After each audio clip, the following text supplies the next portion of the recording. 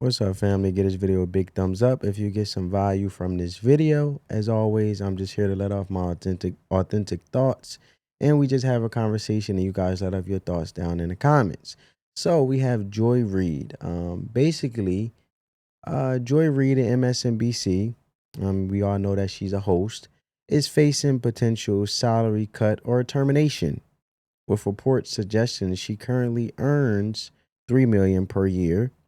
Reed has been criticized, and not only criticized, but she is, in my opinion, divisive and known for her divisive comments, including a statement advising white progressive women not to invite black women to protest against the Trump administration, as black women have resigned, quote unquote, from the Democratic Party. But do not believe what I say. Check out what she had to say. Hey, I just want to give some free advice to the white progressives, particularly white progressive women who may be thinking about marching against the Trump victory, maybe putting back on the P-word hats and doing that thing. I would just say probably don't send any of those invites to any black women you know. I'm just going to tell you right now, they're not coming. I'm pretty sure black women have resigned from the Save America Coalition, Save Democracy Coalition, and definitely the Save the Democratic Party Coalition. I think that's probably not happening. I would just keep those invites maybe among your own friends because I don't think they're coming. But yeah, I think black women are now on the Save Black Women, Prioritize Black Men, and prioritize black communities, black businesses, and that, and the black spaces. But Save America, Save the Democratic Party. Yeah, I don't think that's happening. Well, there you have it, folks. Reed also has been very much a race baiter and a divisive, hardened heart individual who's very negative or pessimistic, so to say, in my opinion. And she's not a journalist. She rather be a commentator who makes up delusion, or makes up, I should say, personal delusions amongst herself in her own head when it comes to being so infatuated with Trump, with her whole personal vendetta, right? And one example of Joy Reid's divisive commentary is her suggesting that the assassination attempt on President-elect Donald Trump might have been staged despite the lack of evidence. Check this out. We still don't know for sure whether Donald Trump was hit by a bullet, whether he was hit by glass fragments, whether he was hit by shrapnel. We don't have those details. We actually have no details from his physician, even though this man is still a Secret Service protected, and presidential candidate. We know almost nothing. Why? Why don't we know that much? We know that 3 people were shot. 1 person, unfortunately, was killed at the rally. We don't know where they were sitting or standing relative to him.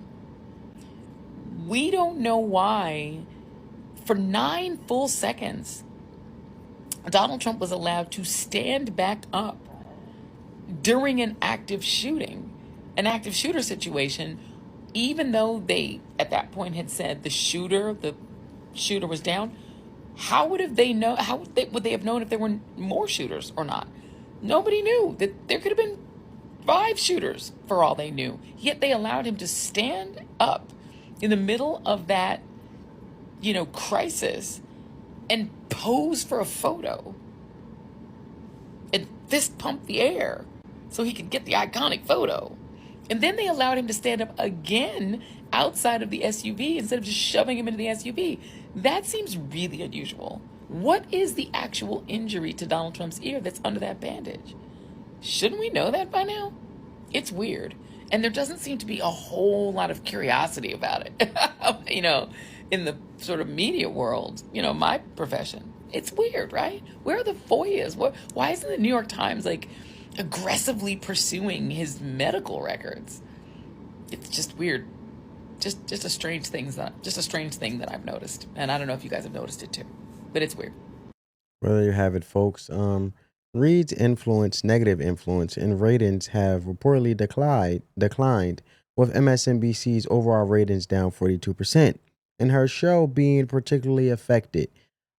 She also has been criticized for her comments and on social issues, including advising people not to attend Thanksgiving. And I'm not sure if you guys remember this, but I remember this with those who voted for Donald Trump to not attend Thanksgiving, which has been seen and is very divisive and hurtful to her own livelihood as she runs into playing the Victim Olympics after she basically champions DEI and basically feeling so victorious in regards of attacking Donald Trump when it comes to the whole Donald Trump criminal case in regards which has been thrown out in the justice system has done its process and serving justice rightfully so, as we know that Donald Trump didn't do these things, but she was so infatuated with it that she and so joyful about it that she compared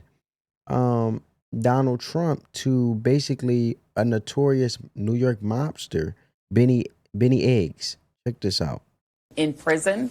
But for me, there is something wonderfully poetic about the fact that despite the fact that even if convicted, he's not going to go to prison, the first person to actually criminally prosecute Donald Trump is a black Harvard grad, the very kind of person that his former staff, the people who worked for him, Stephen Miller, et cetera, want to never be at Harvard Law School.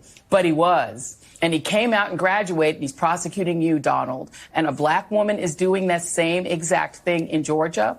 And a black woman forced you to pay a $175 million fine that's out now also in question because the people who put it up, that might not be legit. Donald Trump is being held to account by the very multicultural, multiracial democracy that he's trying to dismantle. And for me, there's something poetic and actually wonderful about that. It says something good about our country that we're still capable of having that happen.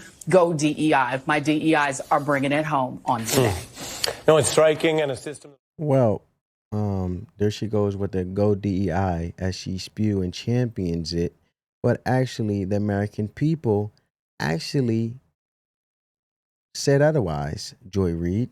And at the end of the day, we don't really condone, and I don't condone the DEI. And let's let the facts be clear.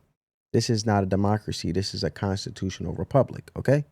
But to Joy Reid's whole joy at that time is the prosecution of Donald Trump is wonderful, mainly because it's about racial vengeance or black people getting back at Donald Trump, so to say. So she championed her DEI. And when it comes to the individual prosecutor and so forth and going after Donald Trump, and DEI is obviously, we know, diversity, equity, and inclusion. But I had a question, family, and I want to know you guys' thoughts down in the comments. Now, we all know, and if not, I just want to add the context before I ask the question. The sole purpose of diversity, equity, and inclusion is to create environments where everyone has the same opportunities, feel respected and supported, right? No matter their background, identity, or circumstances. Well, if we're in America, we're freer than ever. We're in a capitalistic society where at the end of the day, you have the ability to do it, whatever you want to do when you want to do it, and also invest in yourself, pave your way, and for example, with a college degree, get the qualified skills and be very lucrative in that skill set, which then you are the individual who can solve a problem that corporate America may be seeking. So you're basically solving a problem, and since that you have the qualifications, let alone the skill set to basically solve problems, that's what can make you lucrative in America and also bring you much success, right? So the way I looking at it is she championed DEI, but DEI primarily programs focus so much on categories like race or gender, which in my opinion can divide people into groups rather than unite them as individuals. And it creates division rather than harmony.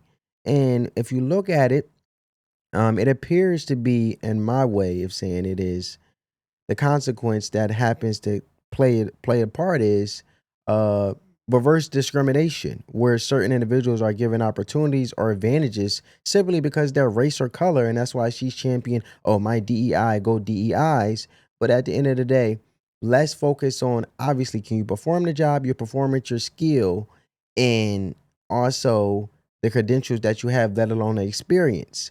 So why is DEI is so detrimental to the American people and the workforce in corporate America? Because at the end of the day, it creates division. That's why you have someone like Joy Reid, who basically demolished the whole legacy media outlet that she works for, which is MSNBC, and now she's getting held with an ultimatum that, look, you're either going to take this pay cut or you're going to get fired. Because at the end of the day, DEI is just another form of divisiveness when it comes to discriminating and not actually just looking at people for the skill sets that they have and being qualified for the job.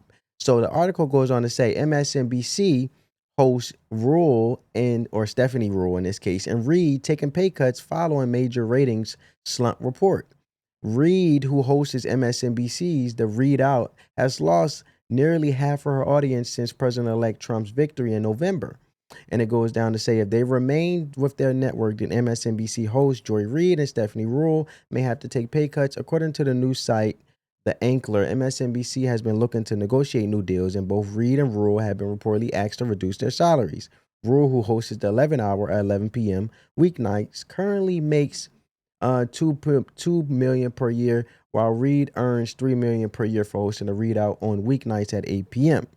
However, the news of the salary negotiations had come up during a period of major shakeups for the liberal channel. Ratings have slumped. MSNBC's parent company, Comcast, has announced it will spin off the channel into another company named Spinco, and employees are reportedly panicking about potentially layoffs. So I'm gonna leave it there, family. Let me know what you guys think. Let me know you guys' comments, perspective, insight. Do you believe that Joy Reid had this coming to her? Does she deserve this? At the end of the day, when you're so divisive and you've been spoiled with so busy being an anchor to a legacy media outlet and you feel so entitled, and as you guys can see that she was on the forefront for black people instead of speaking for herself and not the majority, because not all black people feel this way, and she should just be speaking for herself because she's the one that has the personal vendetta against Trump, in my opinion. And just so heavy, so mean and so divisive and so vile that at the end of the day, we just want good people that has the facts and actually focus on being qualified in showing their skill set of being a journalist, right? And she's taken away from that. And in my case, she's a prime example of a DE hire and a divisiveness that come with it. And we do not need that. So at the end of the day, that's my take on it, folks. Let me know what you guys think. I believe that she had this coming because she's been so spoiled with spewing so much vile and negative things that at the end of the day, you don't think you'll reap the consequences of what you said and put out there, and definitely try to tarnish the representation or reputation of our president-elect Donald Trump, who is amazing and I believe, will turn the trajectory of this country around for the better, the best interest of the American people. But let me know, family. I love you guys. Peace. I'm out.